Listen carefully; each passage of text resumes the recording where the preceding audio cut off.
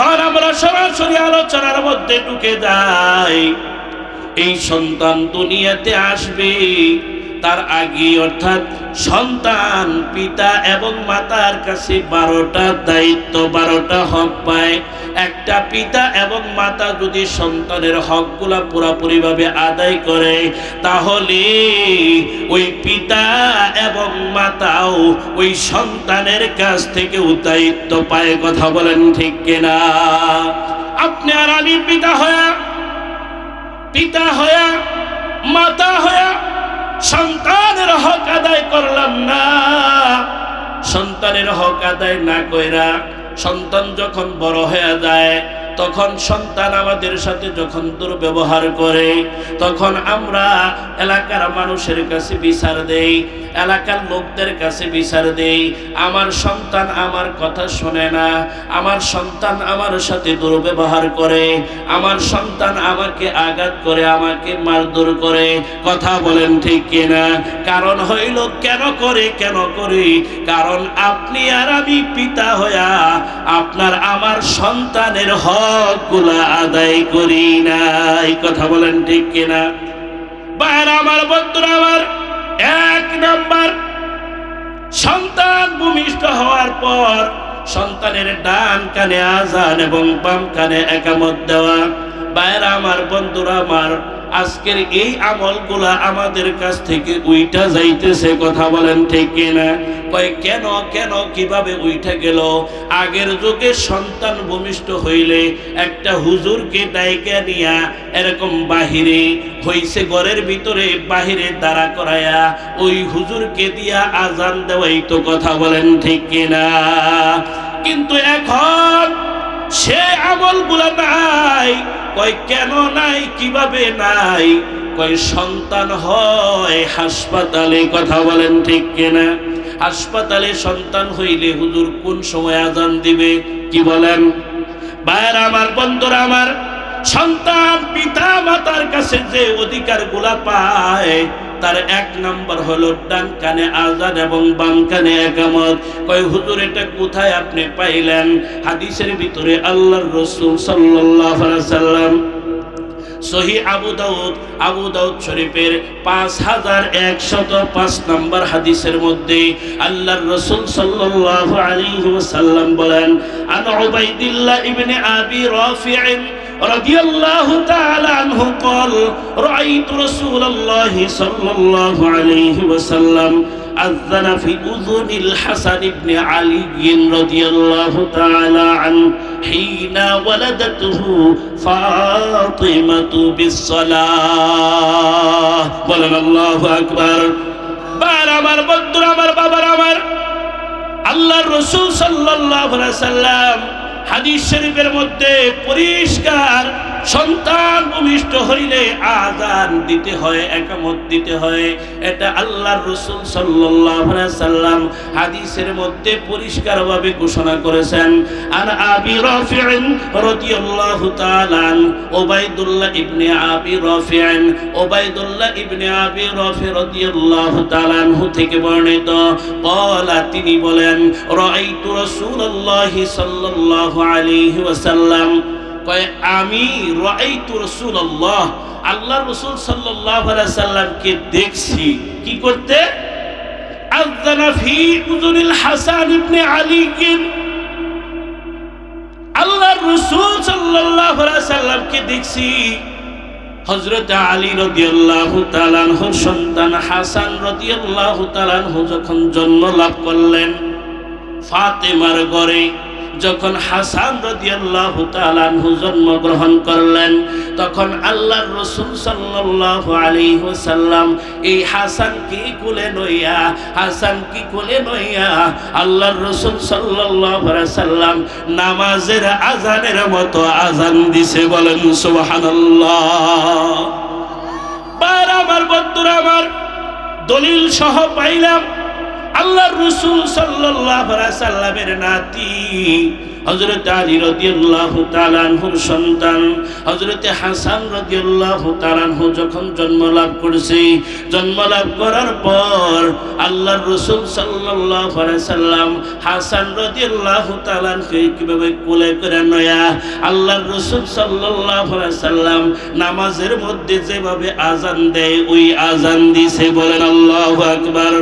তাহলে আপনার আমার সন্তান যদি জন্ম লাভ করে, জন্ম লাভ করার পর ওই সন্তানকে কোলে নিয়ে ওই সন্তানের কানে আযান দেওয়ার দরকার আছে না নাই? কিন্তু আপনি আর আমি পিতা, আপনিও পিতা আমিও পিতা। আপনার সন্তান যেদিন হয়েছে, আপনার সন্তান ভূমিষ্ঠ হওয়ার পর আপনি তো ওই সন্তানের হকটা আদায় করেন নাই, কথা বলেন ঠিক কিনা?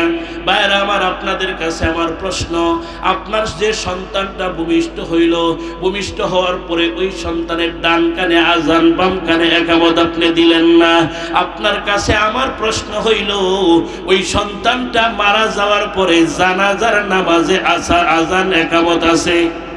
কথা বলেন আছে? আযান ইকামত জানা যায় নাই, এই কারণেই নাই সন্তান ভূমিষ্ঠ হওয়ার পরে ডান কানে আযান এবং বাম কানে ইকামত আপনি আর আমি তো আদায় করলাম না, হক সন্তানের এই হকটা নষ্ট করে দিলাম। এরকম আপনি আর আমি যখন বৃদ্ধ হয়ে যাব, তখন যদি বলি এই সন্তান আমাকে মানে না, ওই সন্তান বলবে কথা ঠিক, আমি তো তোমার সাথে বেয়াদবি করবই, কারণ তুমি তো আমার হক আদায় করো নাই, কথা বলেন ঠিক কিনা? এই জন্য আমি বলি, কোন পিতা মাতা যদি সন্তানের হক আদায় না কইরা সন্তানের কাছ থেকে বৃদ্ধ বয়সে ওই সন্তানের কাছ থেকে পিতা মাতা সন্তানের হক আদায় না কইরা পিতা মাতার হক চায়, আমি বলি ওই বোকা, ওর মতো বোকা পিতা মাতা কোথাও নাই, কথা বলেন ঠিক কিনা? নাম্বার 2, সন্তান জন্ম লাভ করার পরে সন্তানকে তাহনিক করা। কয় হুজুর তাহনিক আবার কি? কি বলেন? কেউ করাইছিলেন আপনারা এখানে যারা আছেন? উলামায়ে কেরামের সন্তান যারা হয়তো তারা করাইছে, আর বাকি যারা আছে আমার মনে হয় কেউ করায় নাই, আর তাহনিক কি জিনিস জানেই না, কথা বলেন ঠিক কিনা? আর এই আলোচনাগুলোও এরকম হয় না, অতিরিক্ত অহরহ হয় না। যেহেতু এখানে মাদ্রাসা আছে সেই হিসেবে এই আলোচনাটা আমি নিলাম। 2 নাম্বার হলো সন্তান ভূমিষ্ঠ হওয়ার পর সন্তানের তাহনিক করানো।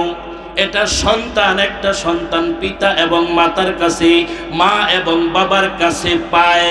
আপনি আর আমি যদি আদায় করি তাহলে হক, সন্তানের হক আদায় করলাম, আর আপনি আর আমি যদি আদায় না করি তাহলে সন্তানের হক আপনি আর আমি বঞ্চিত করলাম, কথা বলেন ঠিক কিনা? 2 নাম্বার হলো সন্তান ভূমিষ্ঠ হওয়ার পর সন্তানের তাহনিক করানো। কয় তাহনিকের জিনিসটা আগে প্রাথমিক বুঝেন। কয় তাহনিকের জিনিসটা হলো কয়েকটা খেজুর চাবাবে, চাবানোর পরে ওই খেজুরের থেকে সামান্য একটু জিহ্বা থেকে সামান্য একটু লালা নিয়া সন্তানের মুখে দিবে, এটাকেই বলে তাহনিক। এটা কিভাবে করেছেন আল্লাহর রাসূল সাল্লাল্লাহু আলাইহি ওয়াসাল্লাম? এটা কিভাবে করেছেন এটা আমরা জানি, দলিল সহ জানি। 2 নাম্বার হলো তাহনিক করানো। দলিল সহিহ বুখারীর 3909 নম্বর হাদিস। 3909 নম্বর হাদিসের মধ্যে আল্লাহর রাসূল সাল্লাল্লাহু আলাইহি ওয়াসাল্লাম বলেন, আন আসমা রাদিয়াল্লাহু তাআলা আনহা হামালাত বিআবদিল্লাহ ইবনে জুবাইর রাদিয়াল্লাহু তাআলা আনহু। হযরতে আবু বকর রাদিয়াল্লাহু তাআলা আনহুর সন্তান কন্যা আসমা রাদিয়াল্লাহু তাআলা আনহা তিনি হামালাত বি আবদুল্লাহ ইবনে জুবায়ের, যখন আব্দুল্লাহ ইবনে জুবায়ের রাদিয়াল্লাহু তাআলা আনহুকে গর্ভে ধারণ করছেন, হামালাত গর্ভে ধারণ করছেন, এমন অবস্থায় ক্বালাত তিনি বলেন ফাখরাজতু ওয়া আনা মুতিম্মুন। আল্লাহর রাসূল সাল্লাল্লাহু আলাইহি ওয়াসাল্লাম কি বলতেছেন, আমি যখন আমার সন্তান আব্দুল্লাহ ইবনে জুবায়েরকে গর্ভে ধারণ করলাম, এমন অবস্থায় ক্বালাত তিনি বলেন, কে বলেন? আসমা রাদিয়াল্লাহু তাআলা আনহা বলেন ফাখরাজতু ওয়া আনা মুতিম্মুন, কয় আমি সফরে বের হইলাম, কিন্তু এমন অবস্থায় বের হইলাম ওয়া আনা মুতিম্মুন, আমি আসন্ন প্রসবা, তার মানে যে কোনো সময় আমার সন্তান প্রসব হইতে পারে, এমন অবস্থায় আমি সফরে বের হইলাম। এরপরে ফাওয়ালাদাতহু বিকুবা, আর আমি কুবার মধ্যে যখন কুবায় যখন গেলাম, তখন সেখানে যাইয়া আমি আমার সন্তানটাকে প্রসব করলাম। ফানাজালতু বিকুবা, কয় কুবায় যখন অবতরণ করলাম, ফাওয়ালাদাতহু বিকুবাইন সুম্মা আতাইতু বিহিন নবিয়্যা সাল্লাল্লাহু আলাইহি ওয়াসাল্লাম, আমার সন্তানটাকে প্রসব কইরা আমি আমার সন্তানটাকে নিয়ে আসলাম মদিনায়। মদিনায় আইসা সেরা আল্লাহর রাসূল সাল্লাল্লাহু আলাইহি ওয়াসাল্লামের কাছে আমার সন্তানটাকে নিয়ে আসলাম। আল্লাহর রাসূল সাল্লাল্লাহু আলাইহি ওয়াসাল্লাম আমার এই সন্তানটাকে তার কোলে নিলেন, বলেন সুবহানাল্লাহ। ফামাদাগাহা সুম্মা তাফালা ফীহি ফাকানা আউওয়ালা শাইইন হান্নিকুহু বিতামরাতিন। আল্লাহর রাসূল সাল্লাল্লাহু আলাইহি ওয়াসাল্লাম আমার সন্তান যখন গর্ভধারণ করলো, তখন আমি আমার এই সন্তানটাকে নিয়ে আল্লাহর রাসূল সাল্লাল্লাহু আলাইহি ওয়াসাল্লামের কাছে আসলাম। আয়েশা সারা আমার সন্তানটাকে আল্লাহর রাসূল সাল্লাল্লাহু আলাইহি ওয়াসাল্লাম তার কোলে নিলেন। কোলে নেওয়ার পর আল্লাহর রাসূল সাল্লাল্লাহু আলাইহি ওয়াসাল্লাম একটা খেজুর আনতে বললেন। ওই খেজুর আনলাম, আনার পরে সেই খেজুরটা আল্লাহর রাসূল সাল্লাল্লাহু আলাইহি ওয়াসাল্লাম একটু চিবাইলেন। চিবাইয়া ওই খেজুরের একটু লালা হযরত আব্দুল্লাহ ইবনে জুবায়েরের মুখে দিয়ে দিলেন, বলেন সুবহানাল্লাহ। হযরত আব্দুল্লাহ ইবনে জুবায়েরের একটা কাহিনী আছে।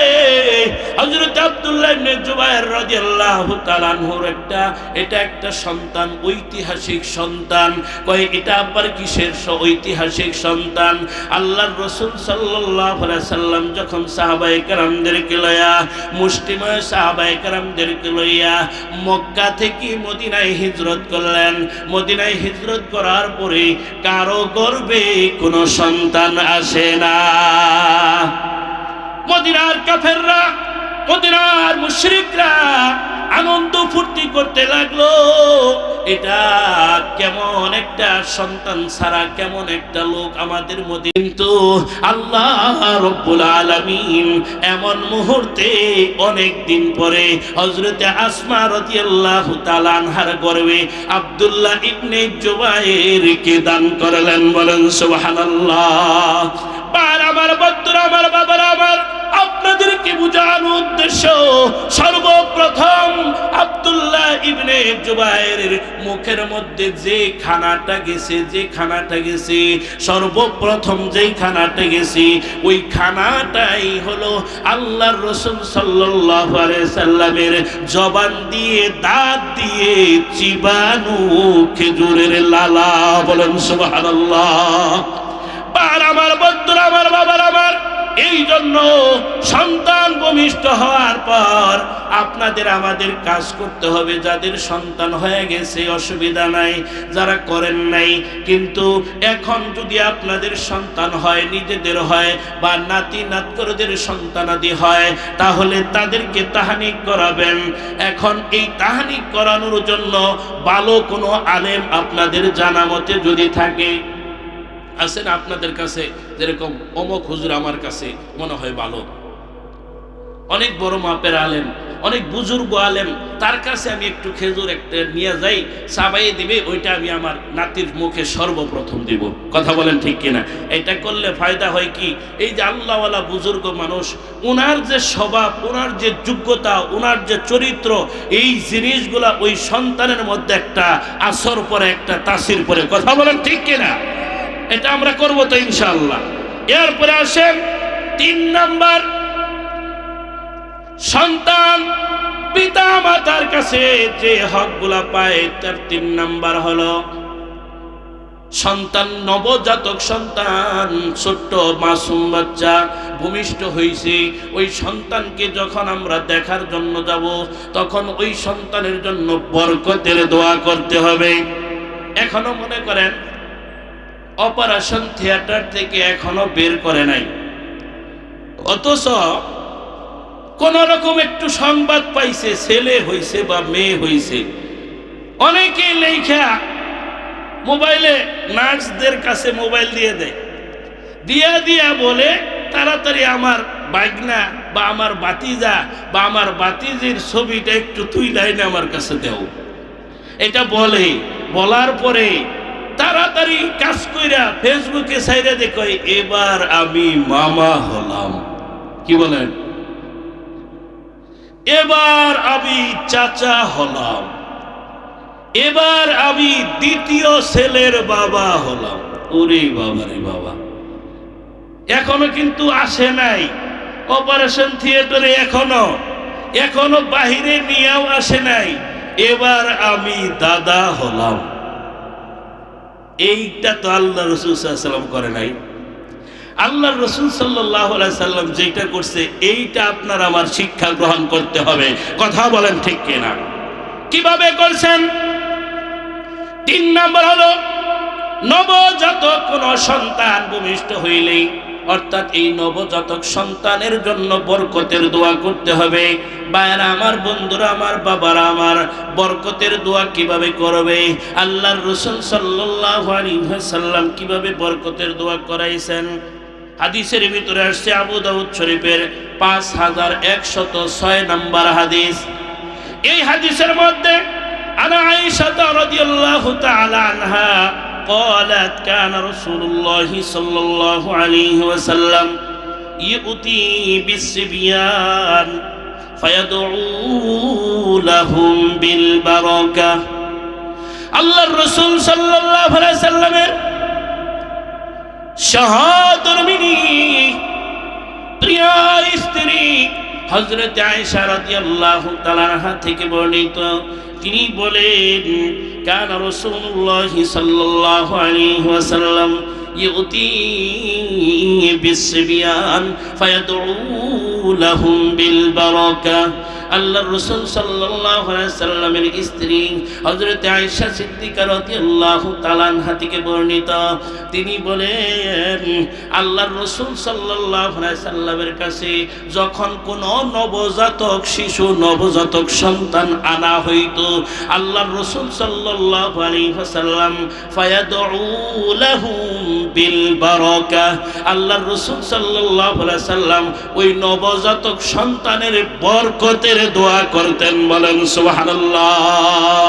তাহলে আমরা সন্তান ভূমিষ্ঠ হওয়ার সাথে সাথে সেটা যদি মেয়ে হয়, তাহলে এই মেয়ের বাচ্চা মেয়ে হোক, এই মেয়ে তো একদিন বড় হবে। কথা বলেন ঠিক কিনা? তাহলে আপনি আর আমি যে প্রথমেই এই মেয়ের ছবিটা ফেসবুকে ছেড়ে দিলাম, এই মেয়ে তো একদিন বড় হবে, আপনাকে আমাকে এই অধিকার কে দিছে? প্রথমেই তো ওর পর্দা নষ্ট করলাম আমি। কথা বলেন ঠিক কিনা? এইটা করব না। কথা বলেন, আমরা এটা করব না। সকলে রাজি আছি তো ইনশাআল্লাহ? এরপরে আসেন, সন্তান ভূমিষ্ঠ হওয়ার পর ওই সন্তান পিতা এবং মাতার কাছে 4 নাম্বার যে জিনিসটা পায়, সেটা হইল সন্তানের জন্য আকিকা করা। আকিকা সবার জন্য হয়েছে কি? এখানেও যারা আছি সবার জন্য হয়েছে। যাদের জন্য হয়েছে আলহামদুলিল্লাহ। আল্লাহর রাসূল সাল্লাল্লাহু আলাইহি সাল্লাম সন্তানের জন্য নাতি, আল্লাহর রাসূল সাল্লাল্লাহু আলাইহি সাল্লামের নাতি যারা আছে তাদের জন্য আকিকা করছেন। আকিকার মধ্যে অনেকগুলা কথা আছে, অনেকগুলা মাসআলা আছে।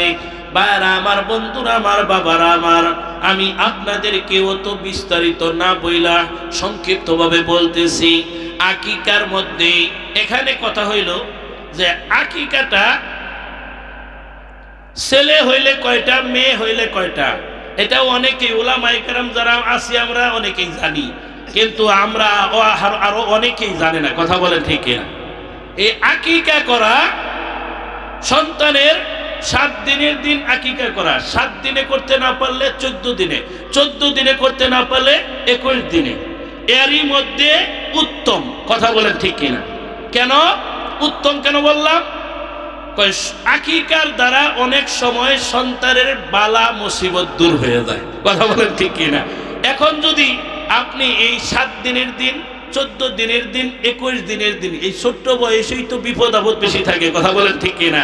এখন বড় হয়ে গেলেও জীবনে যে কোনো মুহূর্তে আকিকা করলে আকিকা আদায় হয়ে যাবে। কথা বলেন ঠিক কিনা? কিন্তু ছোট্ট অবস্থায় আকিকা করাটা উত্তম।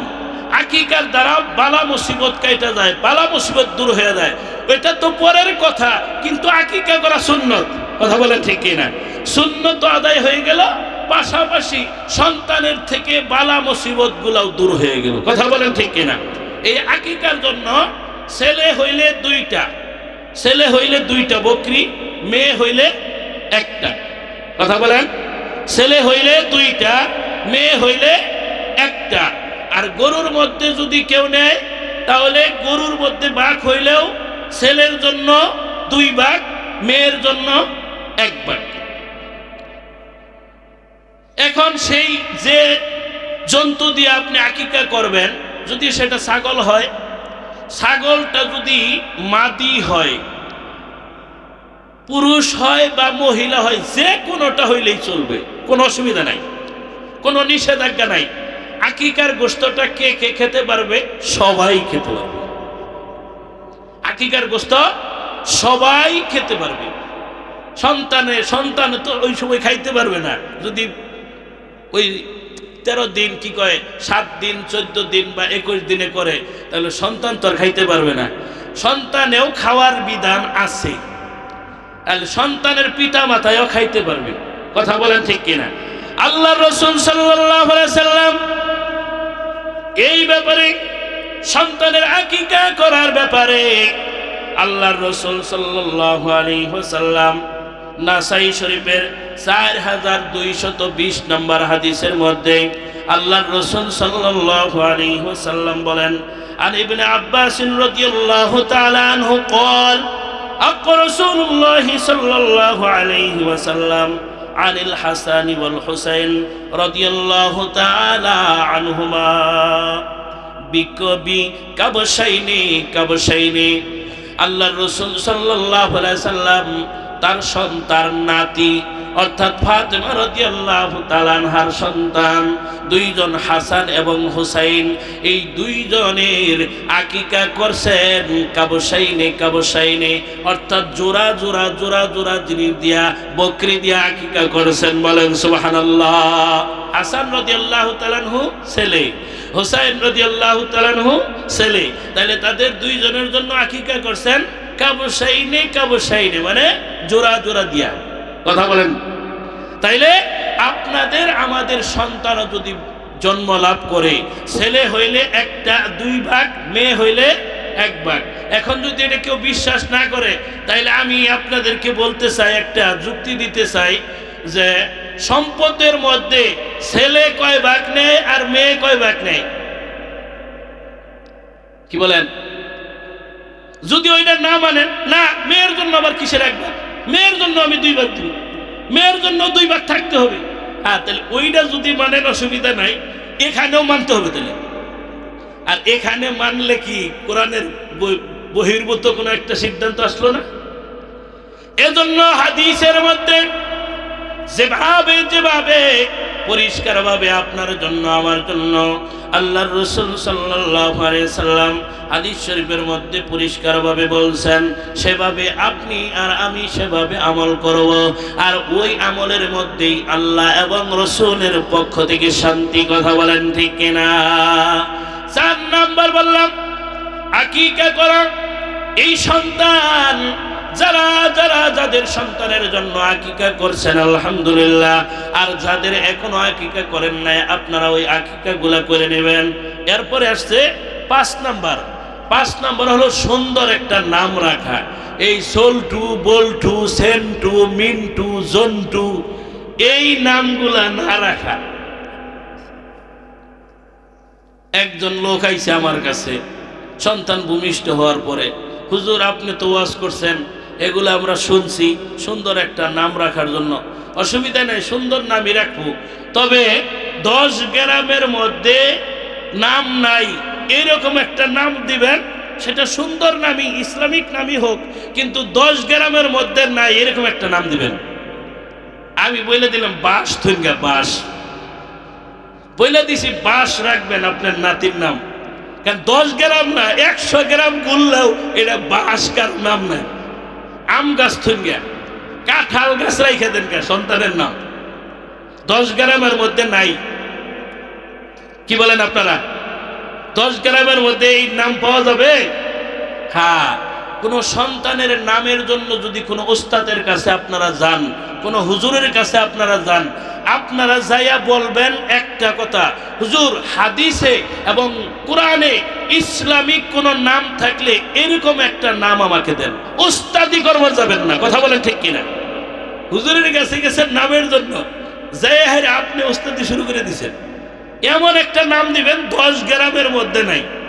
হুজুর ওর নাম ওবা নামই দিয়ে দিব, কি বলেন? তাইলে নামটা রাখার জন্য আপনারা কোনো একটা হুজুরের কাছে গেলে ওখানে যাই আপনারা বলবেন, আমার নাতির জন্য, আমার ছেলের জন্য আপনার কাছে আসলাম, আমাকে সুন্দর একটা নাম দিবেন, সেটা ইসলামিক নাম। কথা বলেন ঠিক কিনা?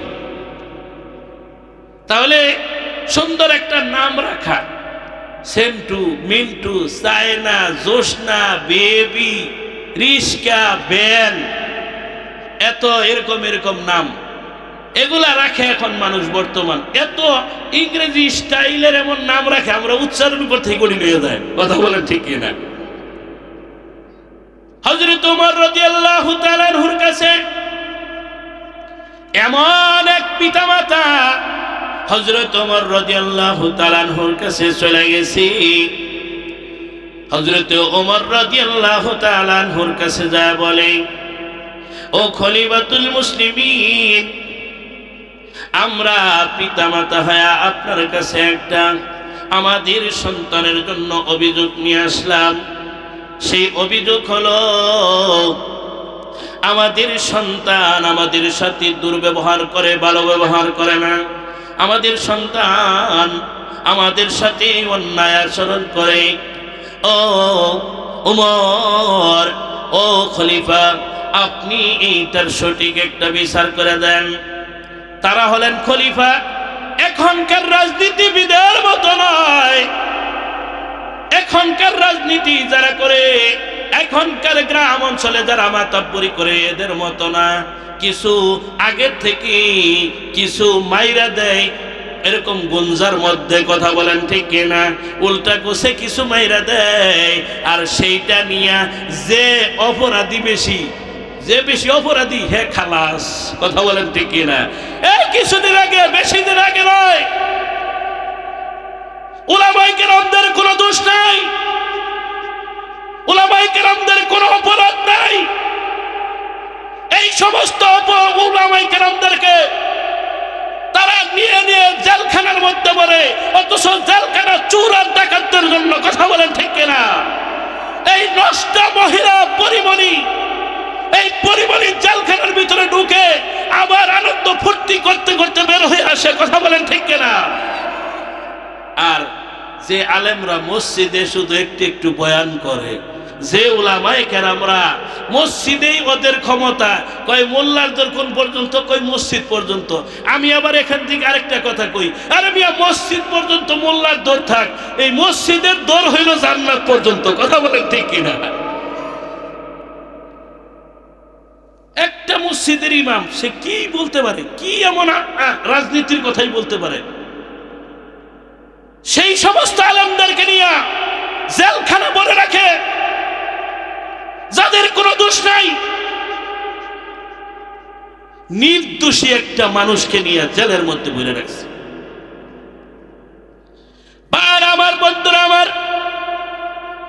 এই জন্য আমি বলতেছিলাম সমাজের মধ্যে এমন কিছু মানুষ আছে, যদি কোনো একটা লোকের পক্ষে কথাটা থাকে তাহলে সঠিক আছে।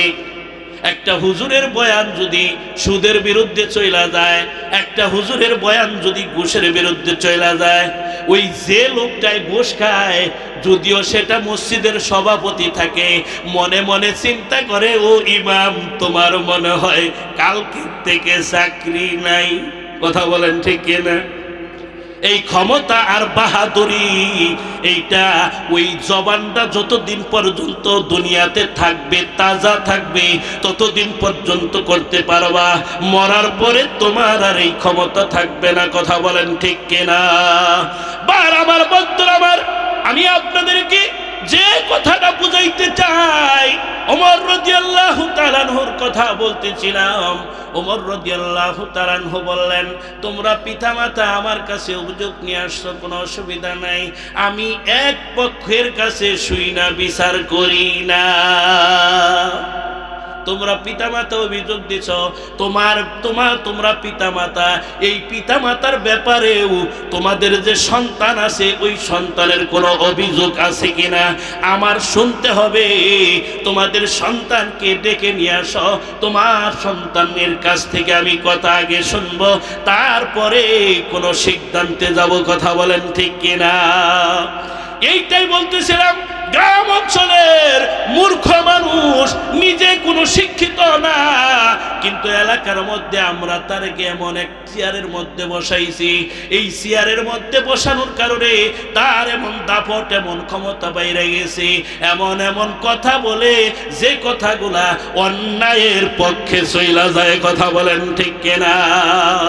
বার আমার বন্ধুরা আমার, এই জন্য বলতে চাই, ওমর রাদিয়াল্লাহু তাআলা আনহু বললেন যে আমি তোমাদের কথার উপরে, তুমি পিতা তুমি মাতা, তোমার পিতা এবং মাতা এই দুইজনের কথার উপর আমি কোনো সিদ্ধান্তে যাব না।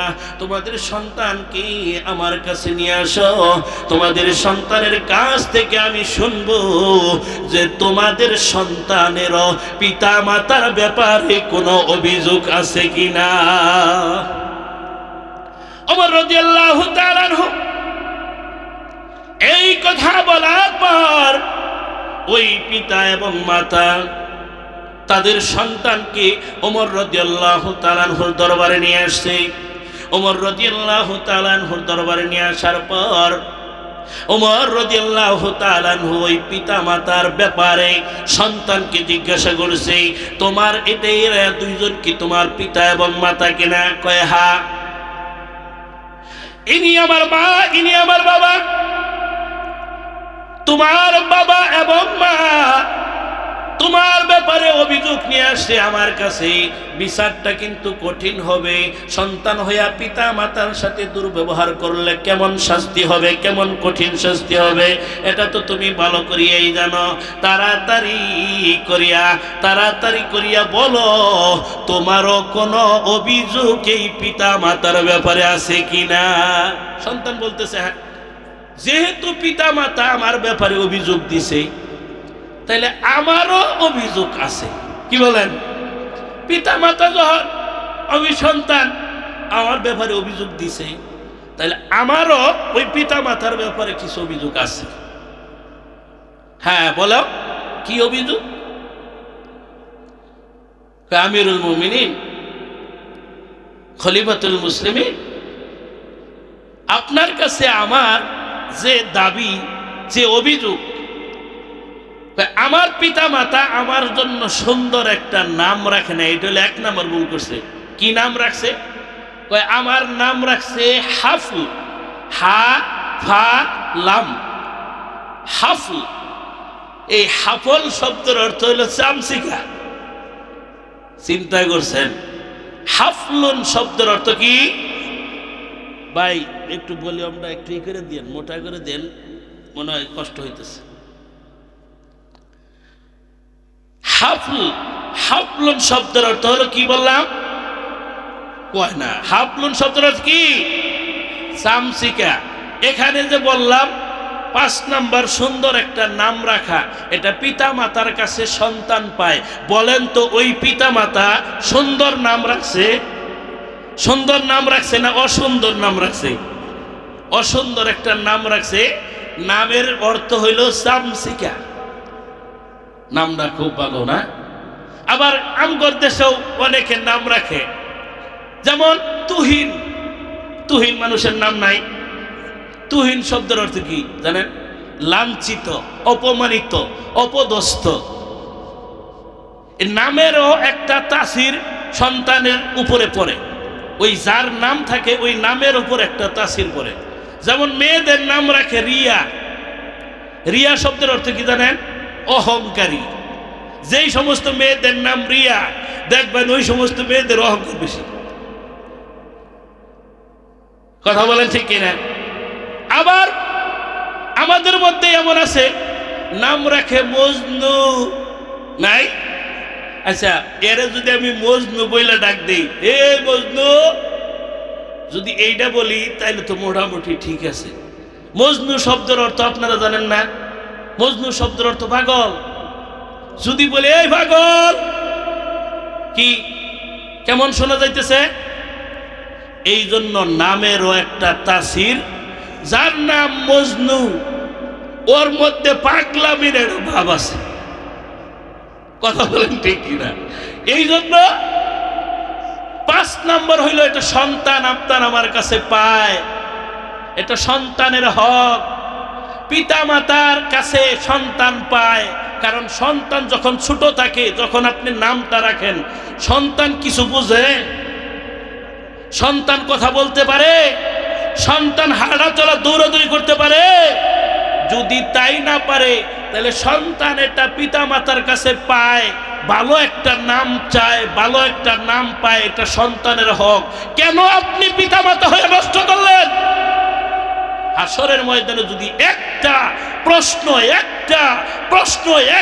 হক নষ্ট করার ব্যাপারে সন্তান যদি পিতা মাতাকে অভিযুক্ত করে, পিতা মাতার জবাব দিয়ে পার হয়ে যাইতে পারবে না। অথচ সন্তানের একটা হকও আমরা আদায় করলাম না। পরে বুড়া বয়সে যখন ওই যে কইছেন একজনে, হুজুর আমার জন্য যদি একটু দোয়া করুন। কে দোয়া কিসের? আপনি তো ভালোই দেখতেছি সুখী, খুব আনন্দে চিত্তে চলতেছেন, আপনার সন্তানগুলা লেখাপড়া করছে, চাকরি করবে বা করতেছে। কয় যে আপনি তো বলবেনই, আমি যে কি বিপদে আছি এটা তো জানেন না। কি বিপদ? কয় ছোট পোলা হেদিন গা আমার দিকে ঘুষি নিয়ে আইছিল, এখন একটু দোয়া চাইতে, এই জন্যই পরবর্তীতে জানি দাও লইয়া না আহে, এই জন্য দোয়া চাইতেছে। কি বলেন আপনারা? আমি এটা কেন বললাম? আপনি আর আমি পিতা হইয়া এই সন্তানের হকগুলো আমরা আদায় করি নাই। না করার কারণে আজকে এই সন্তানগুলা বেয়াদব হয়ে গেছে। আজকে এই সন্তানগুলা পিতামাতার উপরে আক্রমণ করতেছে। আজকে এই সন্তানগুলা পিতামাতার সাথে বেয়াদবি করতেছে। কথা বলেন ঠিক কিনা? সুতরাং এগুলা আমরা না করার কারণে আমি আলোচনা এদিক সেদিক গেলে আমার আলোচনা শেষ হবে না। কয় নাম্বার বলছি? 5 নাম্বার। তাহলে সুন্দর একটা নাম রাখা। বাইহাকি শরীফের 11 নম্বর খণ্ডের 138 নম্বর পৃষ্ঠায় একটা বর্ণনা আসছেন। হযরতে আব্দুল্লাহ ইবনে আব্বাস রাদিয়াল্লাহু তাআলা আনহু থেকে রওয়ায়াত, আল্লাহর রাসূল সাল্লাল্লাহু আলাইহি সাল্লামের কিছু সাহাবী আল্লাহর রাসূল সাল্লাল্লাহু আলাইহি সাল্লামের কাছে আসছে। আয়েশা সাইরা আল্লাহর রাসূল সাল্লাল্লাহু আলাইহি সাল্লামের কাছে বলতেছে, ও আল্লাহর রাসূল, আমরা সন্তান হইয়া আপনার কাছে আসলাম, যে এই সন্তানের পিতা মাতার কাছে সবচেয়ে হক কি? আল্লাহ রাসূল সাল্লাল্লাহু আলাইহি সাল্লাম বলেন, ওই সন্তানের হক পিতা মাতার কাছে এই সন্তান হকটা পায়, সবচেয়ে দামি হলো ওই সন্তানের সুন্দর একটা নাম রাখা। বলেন সুবহানাল্লাহ। যাদের সন্তানের নাম সল্টু বল্টু ইঞ্জিন, সল্টু বল্টু রিক্সা ভ্যান, আম গাছ বাঁশ গাছ যাই কিছু রাখছে, সামনে আমরা যখন আমাদের সন্তান হবে, নাতি নাত করে হবে, এদের নামগুলা আমরা ইসলামী নাম রাখবো। সবাই রাজি আছে তো? সবাই রাজি আছে তো ইনশাল্লাহ? 6 নাম্বার, তাড়াতাড়ি শেষ করে দিই, কি বলেন? প্রধান বক্তা আসবে।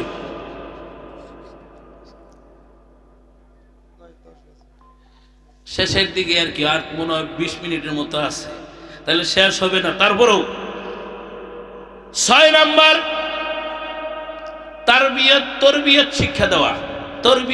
তরবিয়তের মধ্যে সর্বোত্তম তরবিয়ত হলো নামাজ। সর্বোত্তম তরবিয়ত কি বলেন? নামাজ। এই নামাজের ব্যাপারে হাদিস আসছে আবু দাউদ শরীফের 4095 নম্বর হাদিসের ভিতরে। আল্লাহর রাসূল সাল্লাল্লাহু আলাইহি সাল্লাম বলেন, আন আমর ইবনে শুআইব রাদিয়াল্লাহু তাআলা আনহু قال قال رسول الله صلى الله عليه وسلم مروا أولادكم بالصلاة وهم أبناء 7 سنين واضربوهم عليها وهم أبناء 10 وفرقوا بينهم بالمضاجع। আল্লাহর রাসূল সাল্লাল্লাহু আলাইহি ওয়াসাল্লামের সাহাবী হযরত আমর ইবনে শুআইব রাদিয়াল্লাহু তাআলা আনহু থেকে বর্ণিত, তিনি বলেন আল্লাহর রাসূল সাল্লাল্লাহু আলাইহি সাল্লাম ইরশাদ করেছেন, মুরু আওলাদাকুম বিসসালাহ। আল্লাহর রাসূল সাল্লাল্লাহু আলাইহি সাল্লাম বলেন, যখন তোমাদের সন্তানের 7 বছর বয়স হয়, তখন সন্তানদেরকে তোমরা নামাজের আদেশ দাও, নামাজের আদেশ দাও। ওয়াদরিবুহুম আলাইহা ওয়া হুম আবনাউ 10। আল্লাহর রাসূল সাল্লাল্লাহু আলাইহি সাল্লাম বলেন, যখন তোমাদের সন্তানের 10 বছর বয়স হয়ে যায়, 10 বছর বয়স হইলে সামান্য মৃদু আঘাত করে হইলেও, সামান্য আঘাত করে হইলেও সন্তানকে তোমরা নামাজের তাগিদ দাও। ওয়া ফাররিকু বাইনাহুম ফিল মাদাজি'i। আল্লাহর রাসূল সাল্লাল্লাহু আলাইহি সাল্লাম বলেন, যখন 10 বছর বয়স সন্তানের হয়ে যাবে, তখন ওই সন্তানের বিছানা আলাদা করে দাও। একবার তাহলে ভাইরা আমার, বন্ধুরা আমার, বাবারা আমার, এই জন্য আপনাদের কি বুঝাই, একটা সন্তানের যখন 10 বছর বয়স হয়ে যায়, বর্তমানে ওই সন্তানটা মোবাইল সম্পর্কে পাকা না কাঁচা? কি বলেন? এখন বর্তমানের কথা বলতেছি, ওই সন্তানগুলো মোবাইল সম্পর্কে কাঁচা না পাকা? আরে 2 বছর বয়স, 2 বছর বয়স, বাবা মোবাইলটা দাও, আমি ভাত খাবো। কি বলেন? আপনাদের সন্তান এমন করে কিনা জানি না, আমাদের গুলা করার সাহস পায় না। আল্লাহর রহমতে আমাদের গুলা ওই কথা বলার সাহস পায় না, কারণ ওইভাবে আমরা তৈরি করছি। কিন্তু আপনাদেরও না, অন্য অন্য যারা মাহফিল আসে নাই, তাদের সন্তান, মনে করেন তাদের সন্তানগুলা যদি ভাত খাওয়াইতে চায়, মায় আম্মু এই যে মোবাইল আনছি, কার্টুন দিব, কথা বলেন, এগুলা দিয়া তারপরে ভাত খাওয়ায়। কথা বলেন ঠিক কিনা? অথচ এই যে মোবাইল দিয়ে আপনি মোবাইল দিয়ে ভাত খাওয়াইতেছেন, আমি তো মনে করি আপনি ওরে মোবাইল চালানোর ট্রেনিং দিতেছেন। কি বলেন? ওরে 2 বছর থেকে ট্রেনিং দিতেছেন, 2 বছর থেকে ট্রেনিং দিতে আরে আমরাও তো মোবাইল চালানি। আমি যখন দাওরা শেষ করছি, দাওরা শেষ করারও 3 বছর পরে আমি এইগুলা মোবাইল কিনছি। মাওলানা শেষ করারও 3 বছর পরে আমি টাচ মোবাইল কিনছি। আর এখন 2 বছর বয়স থেকে ভাত খাওয়ানোর কথা বইলে আমি মনে করি ওই পিতা মাতা সন্তানকে মোবাইল চালানোর ট্রেনিং দিতেছে।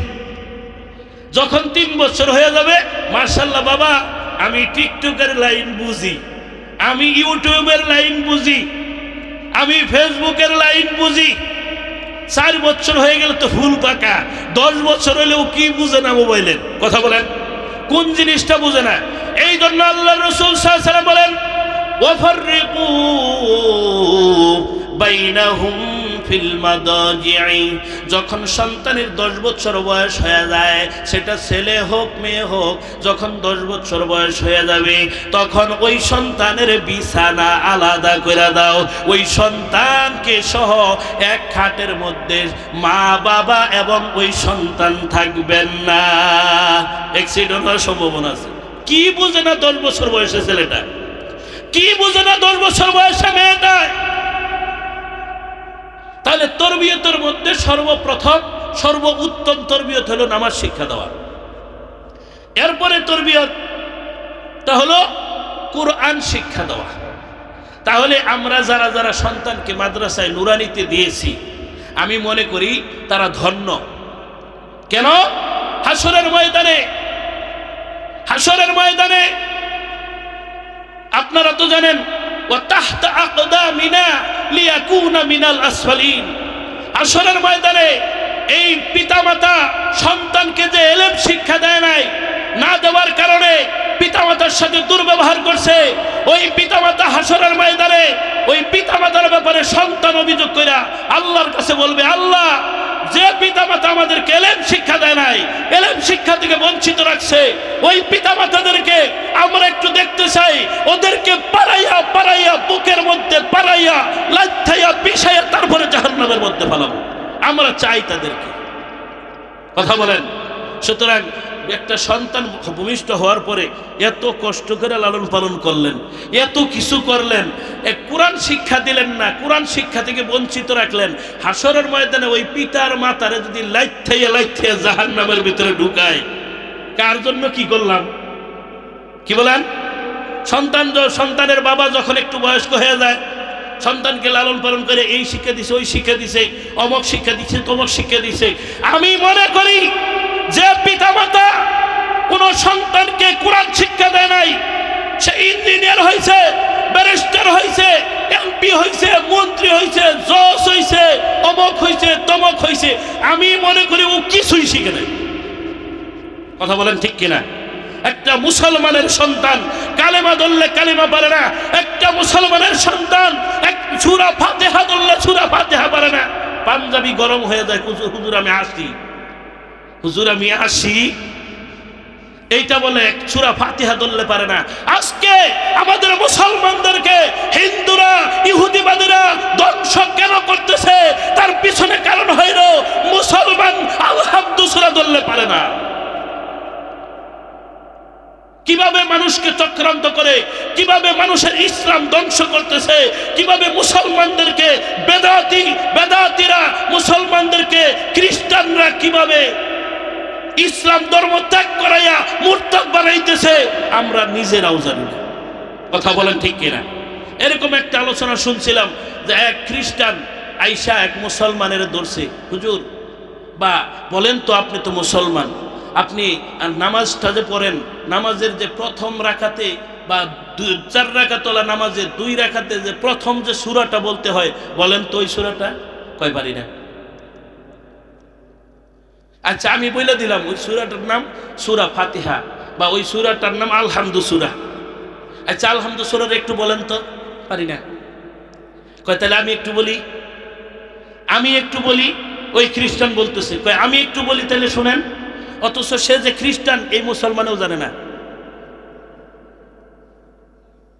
এই খ্রিস্টান বলতেছে, ঠিক আছে, আপনি যখন পারেন না, তাহলে আমার কাছ থেকে সূরা ফাতিহাটা শোনেন। ওই খ্রিস্টান মিশনারির মধ্য থেকে তার দায়িত্বই হইল মুসলমানদেরকে টলায়া মুসলমানদেরকে বুঝায়া ওই খ্রিস্টান মিশনারিতে নেওয়া। এভাবে তাকে ট্রেনিং দিয়ে বাংলাদেশের আনাচে কানাচে ছেড়ে দিয়েছে।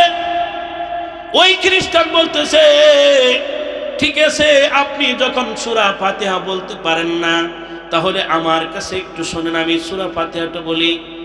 যখন ওই খ্রিস্টান সুন্দর করে সূরা ফাতিহাটা তেলাওয়াত করছে, তেলাওয়াত করার পর তখন যার কাছে বলছিল সে বলছে, মাশাআল্লাহ, অনেক সুন্দর হইছে।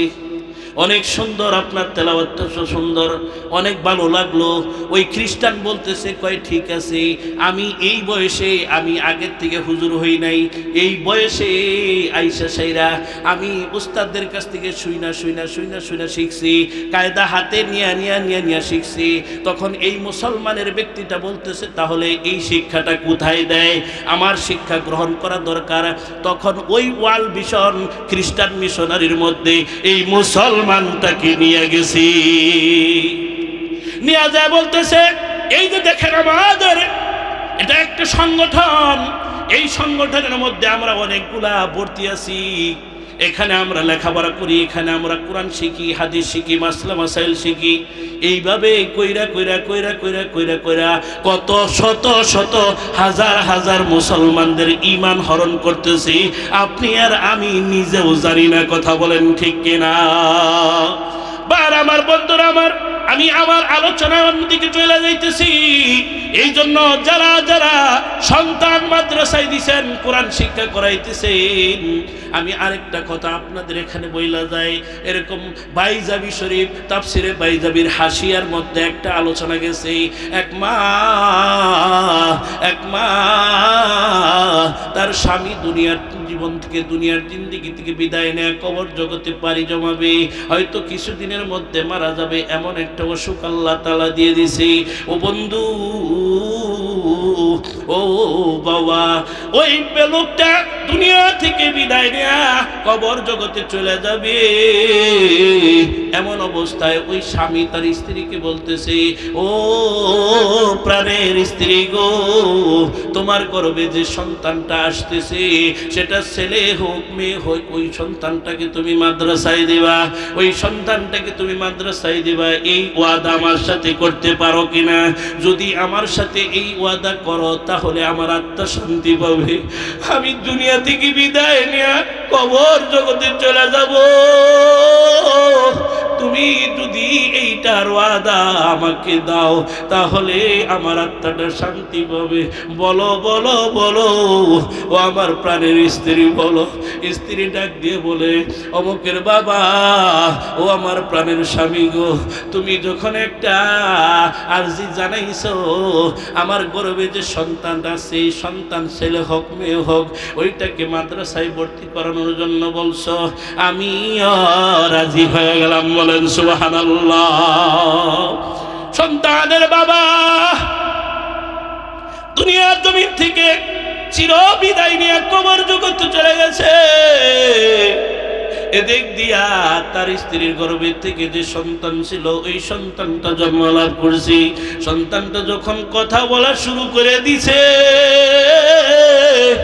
এদিক দিয়া ওই স্ত্রী স্বামীর ওসিয়ত পুরা করার জন্য, স্বামীর ওসিয়তটা পুরা করার জন্য ওই স্ত্রী তার সন্তানটাকে মাদ্রাসায় ভর্তি করে দিয়েছে।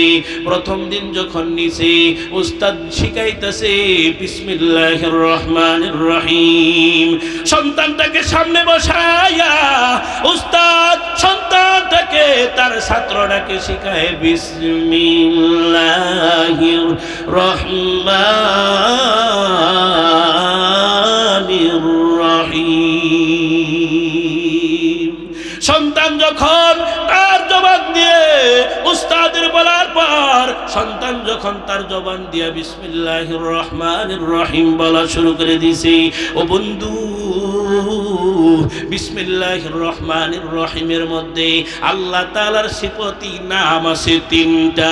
একটা হলো আল্লাহ, আরেকটা হলো রহমান, আরেকটা হলো রহিম।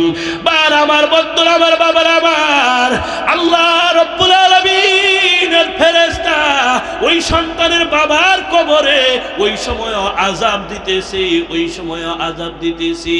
আল্লাহ রব্বুল আলামিন ওই আযাবের ফেরেশতাকে ডাক দিয়ে বলতেছে, ও ফেরেশতা, থাম থাম থাম থাম, ওই সন্তানের বাবার কবরে আযাব দিস না, আযাব দিস না, আযাব বন্ধ করে দে।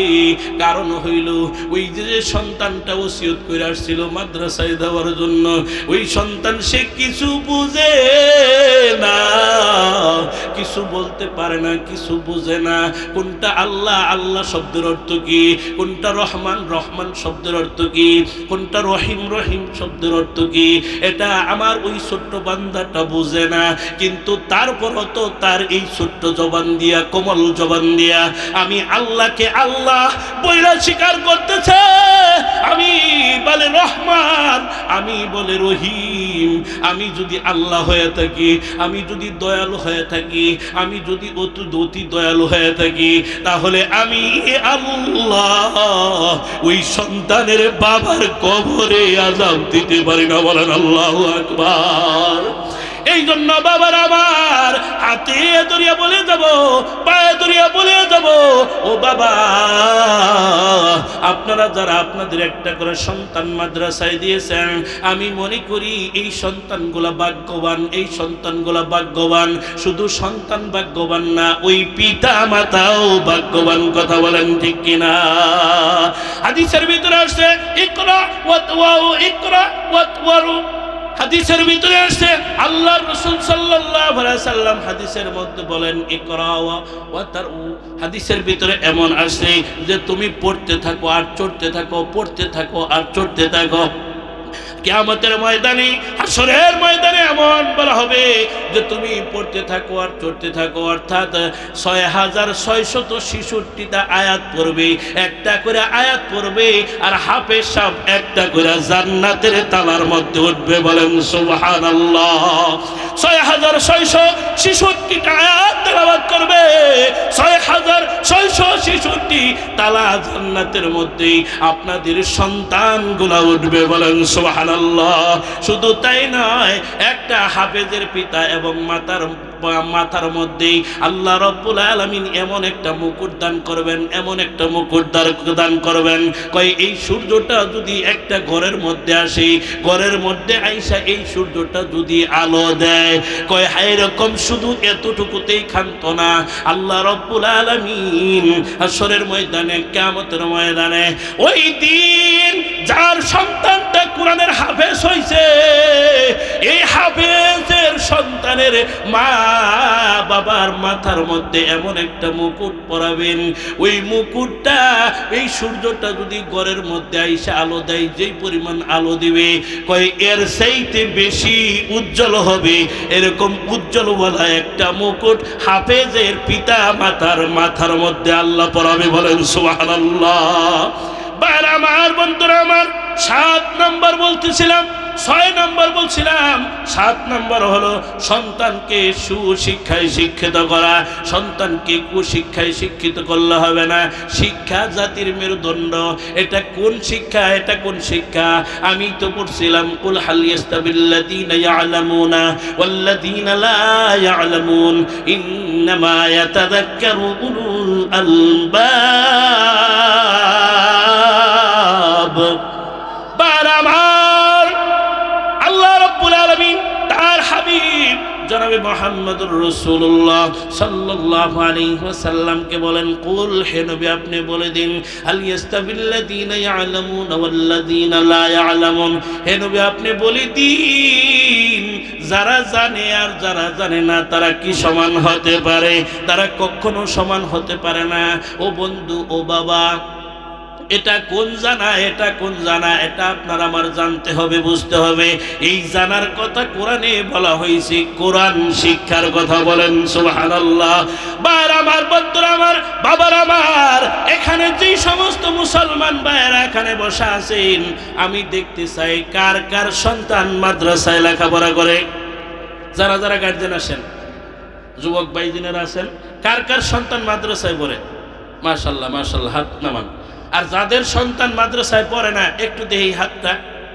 এটা লজ্জার কিছু নাই। কয় বুড়ো হয়ে গেছি, আমরা সন্তান বাবু গুণ হন। কি বলেন? হ্যাঁ, সন্তান। আমি দেখছি তো মুরব্বী দেখো যারা ছিল, তারা খালি হাত উঠায় নাই। এখন সন্তান কোন দিকে হবো?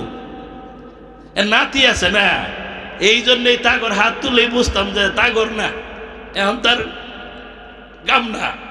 তাইলে ওনাদের যে নাতি নাতকর আছে, এই সন্তানগুলা আমি চাবো এই মাদ্রাসার জন্য একটা করে সন্তান চাবো। এখানে হেফজখানা আছে, নুরানি মাদ্রাসা আছে, আপনারা যদি দেন একটা করে সন্তান দেন। হাদিস আমি পড়ছি, ইদা মাতাল ইনসান ইনকাতা আনহু আমালুহু ইল্লা মিন সালাসা ইল্লা মিন সাদাকাতিন জারিয়াতিন আও ইলমিন ইউনতাফাউ বিহি আও ওয়ালাদিন সালিহিন ইয়াদউ লাহু আও কামা ক্বালা an-নবী আলাইহিস সালাতু ওয়াস সালাম। আল্লাহর রাসূল সাল্লাল্লাহু আলাইহি সাল্লাম বলেন, মানুষ যখন মারা যায়, মারা যাওয়ার সাথে সাথে তার আমলের দরজা বন্ধ হয়ে যায়। দুনিয়ার জিন্দেগিতে থাকা অবস্থায় যেরকম আমল করছে, মরার সাথে সাথে সেই আমলগুলো বন্ধ হয়ে যায়, আমল আর করতে পারে না। কিন্তু যিনি চলে গেল কবরে শুয়া শুয়া তিনটা আমলের সওয়াব কবরে শুয়া শুয়া পাইতে থাকি। এক নম্বর সদকায়ে জারিয়া, আপনি সদকা করলেন, দান সদকা করলেন। কয় দান সদকা করলে এর সওয়াবটা আপনি যার জন্য করলেন কবরে শুয়া শুয়া কিয়ামত পর্যন্ত পাইতে থাকবে। কথা বলেন ঠিক কিনা? আমরা তো এরকম একটা কাজ করি, মানুষ মারা গেছে, মনে করেন আপনার বাবা মারা গেছে, আপনার মা মারা গেছে, বা আত্মীয় স্বজন মারা গেছে, মায়ের বাইসা থাকতে, জীবিত থাকতে মাকে ভালো ভালো খাবার দেই নাই, মইরা হারা হয় নাই, 3 দিন পরে বিরাট বড় দাওয়াত। কি বলেন আপনারা? দাওয়াত করেন গা, আমি না করি না, কিন্তু আমি যেটা বুঝাইতে চাইতেছি, ওই মা 7টা-5টা ভাই থাকলে এই 7টা-5টা ভাইয়ের ঘরে ওই মায়ের জায়গা হয় না, অথচ ওই মায়ের ছোট্ট একটা পেটের ভিতরে ওই 7টা সন্তানের জায়গা হয়েছে। কথা বলেন ঠিক কিনা? আবার মা যখন বৃদ্ধ হয়ে যায়, ওই মুহূর্তে আইসা 7টা সন্তানে ভাগ করে, কয় তোর ঘরে 4 দিন, তোর ঘরে 4 দিন, তোর ঘরে 4 দিন, এইভাবে জানি 1 মাস হয়। কথা বলেন ঠিক কিনা? কি বলেন আপনারা? এই 4 দিন করে তারপরে রাখে। এই 7 ভাইয়ের মধ্যে কোন 7টা ভাই কি আল্লাহওয়ালা? কথা বলেন আপনারা? যদি 7টা ভাই থেকে 7টা ভাই কি আলেম? 7টা ভাই কি আল্লাহওয়ালা বুজুর্গ? না। যদি তাই না থাকে, একটা ভাই তো ওই মার উপরে রাগান্বিত থাকতে পারে। যে ভাইটা ওই মায়ের উপরে রাগান্বিত, বলেন তো তার ঘরে 4 দিন গেলে ওই মা মনে মনে বলবে, আল্লাহ দুনিয়াতে থাকতেই মনে হয় আমি জাহান্নামে আইলাম। কথা বলেন ঠিক কিনা? ওই মায়ের জায়গা হয় কোন জায়গায়? ওই মায়ের জায়গা হয় আপনার এরকম ছাগলের খোয়ারার কাছে যায় জায়গা হয়। কথা বলেন ঠিক কিনা? ভাইরা আমার, বন্ধুরা আমার, বাবারা আমার, আমি আপনাদেরকে যে কথাটা বলতে চাই, যে কথাটা বুঝাইতে চাই, আজকে এখানে যেনারা বসে আছেন, আমি যখন বসছিলাম অল্প কয়েকজন মানুষ ছিল, মাশাআল্লাহ অনেক মানুষ হয়েছেন।